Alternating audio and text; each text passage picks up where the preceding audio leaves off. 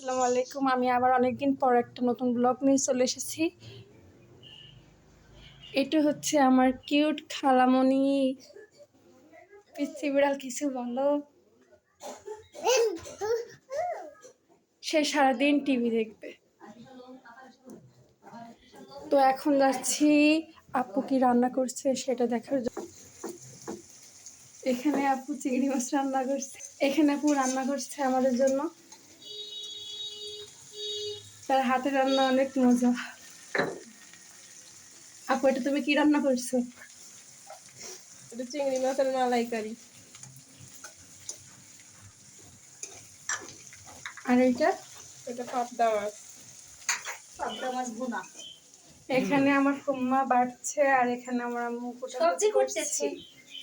এখানে আমার রামচন্দ্র ভাই দোল হচ্ছে। আর এখানে আমি তো রান্নায় আমি একটু নাড়াচাড়া করে